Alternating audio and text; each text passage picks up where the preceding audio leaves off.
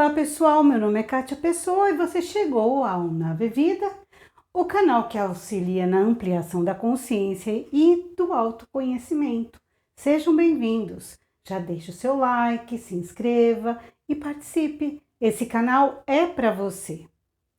Dia 8 de março, segunda-feira passada, foi o Dia Internacional da Mulher.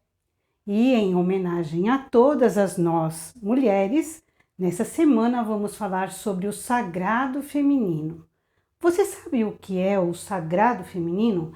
Você sabia que o sagrado feminino tem um segredo? Você sabe qual é o segredo do sagrado feminino?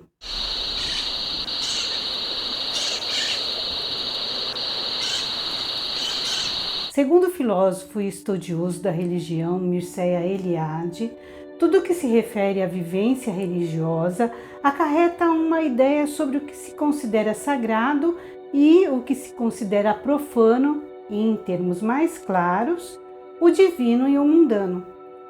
É considerado sagrado tudo aquilo que foge ao cotidiano, ao comum. Sendo assim, toda a experiência diária e rotineira da vida é considerada um ato profano, enquanto espaços, símbolos, objetos, cujo significado é especial para uma pessoa ou grupo, é sagrado. Por outro lado, toda a experiência religiosa é vivenciada por meio do símbolo, do rito e do mito.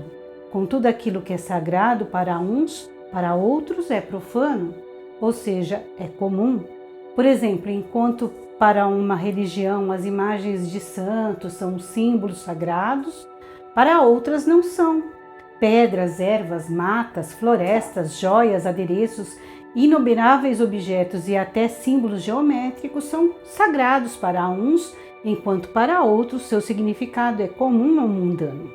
Nem sempre o ato de se considerar algo sagrado está restrito a alguma religião, mas nem por isso deixa de ter uma religiosidade intrínseca, uma vez que sempre estará inserido em um contexto mítico-ritualístico. Acontece que o significado de sagrado pode ser atribuído apenas por um indivíduo sem que este siga determinada religião. Portanto, o que define o sagrado pode não ser consenso geral. Explico tudo isso para que se possa entender o significado de sagrado feminino.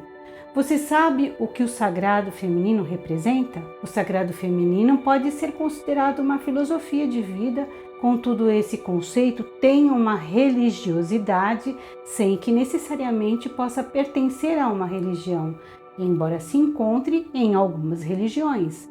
Ou seja, há uma conexão espiritual sagrada por trás do termo e inclusive por estar também atrelada à própria origem do sagrado ancestral do ser humano. Os primeiros hominídeos surgiram há 7 milhões de anos na África. Há 2,5 milhões de anos, o homem primitivo começou a usar ferramentas brutas, como a pedra lascada, e há 1,8 milhões de anos surgiu o Homo erectus. Somente há 350 mil anos surgiu o Homo sapiens, e há 300 mil anos esses seres humanos começaram a migrar da África para todo o planeta. Os hábitos de caçadores e coletores, as mudanças climáticas e as disputas por território os tornaram nômades. Afinal, os recursos dos locais se esgotavam. São essas algumas das razões do Homo sapiens terem se espalhado pelo mundo, dando origem ao homem moderno, o Homo sapiens sapiens. Estudos apontam que 10 mil anos atrás o homem já habitava todos os locais possíveis de serem habitados do globo terrestre. Diversos estudos antropológicos constataram que desde os primórdios da humanidade, o homem primitivo via a natureza como sagrada, a respeitava e a temia como uma mãe natureza. Eles observavam o sol, a lua, as estrelas e viam nisso uma grandeza inexplicável. Eles também compreendiam que precisavam buscar o alimento, a água e que dependiam da natureza para sobreviver. Dela provinha a chuva que nutria a terra e todos os seres vivos. E quando a natureza se enfurecia, havia raios, trovões, fogo e devastação. A mulher, por sua vez, sendo a geradora e provedora da vida, era por si só considerada como uma deusa mãe, respeitada e amada por todos. O seu fluxo menstrual a colocava como um ser que superava a morte, haja vista que eles observavam que quando um homem sangrava, seja por ferimentos ou por doenças, ele se enfraquecia e quase sempre morria. Mas a mulher não. Ela podia sangrar e continuar a viver. Ela gerava a vida em seu ventre, trazia à luz outro ser humano e o sustentava com o seu leite. Para eles, tudo isso acontecia com as mulheres por serem elas seres especiais, uma vez que não havia uma conexão desses poderes reprodutivos com o ato sexual. Tudo isso era muito mágico e sagrado para os nossos ancestrais primitivos. Enquanto os homens, por terem mais força física, lutavam e caçavam, na maioria das vezes as mulheres ficavam cuidando das crianças, dos velhos, dos doentes. Com isso, elas foram desenvolvendo uma familiaridade maior com a terra, com as estações do ano, com a flora e a fauna do local onde eles viviam. Aprenderam a identificar quais as ervas e raízes eram benéficas e quais eram venenosas, aprimoraram a maneira de armazenar e preparar os alimentos, a cuidar do fogo, a cuidar umas das outras. Enfim, várias tarefas ficavam para as mulheres. Assim, além delas terem o poder de dar a vida, eram também capazes de tratar, curar e de alimentar a todos. E naquela etapa de desenvolvimento humano, ter esses dons e conhecimentos proporcionava um grande destaque para as mulheres dentro dos clãs. Durante muito tempo, o matriarcado imperou, no qual a mulher possuía um papel sagrado na sociedade, tinha um poder de igualdade junto aos homens, e à medida que se acirraram as disputas por territórios, ficaram à frente os clãs que mais conquistaram terras e dominaram os adversários, ou seja, aqueles que mais fizeram uso da força bruta e da violência, usurpando os direitos dos povos e de outros clãs, escravizando-os. Dessa forma, o patriarcado foi implantado pela força sobre o matriarcado.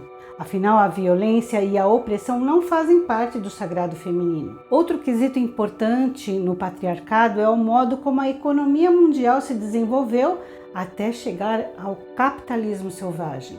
Não se pode negar que, para se obter lucros abusivos, é preciso muita exploração da força de trabalho, usurpação dos direitos trabalhistas, altos impostos, juros exorbitantes e inflação. E o que é pior, destruição desenfreada do meio ambiente. A ideia de matriarcado está intimamente ligada ao equilíbrio ecológico e nem poderia ser diferente, uma vez que em sua base está a preservação da vida. Então, sob a visão do sagrado feminino, é preciso conter o impacto ambiental e buscar o maior equilíbrio entre todos, e isso só pode ocorrer levando-se uma vida epicurista, ou seja, minimalista. Afinal, será que precisamos de tantas coisas para viver? Por séculos, a figura feminina foi denegrida na sociedade. A mulher foi rebaixada ao trabalho doméstico, a cuidar do lar e dos filhos, sem poder interferir na política e na economia.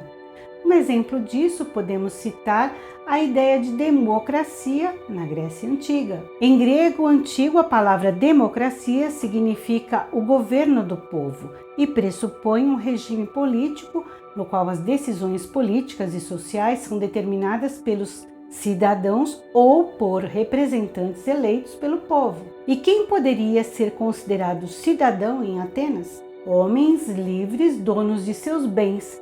Mulheres, escravos e crianças não tinham vez. Então, a base da democracia ocidental começou capenga, não é mesmo? E na sociedade industrial moderna?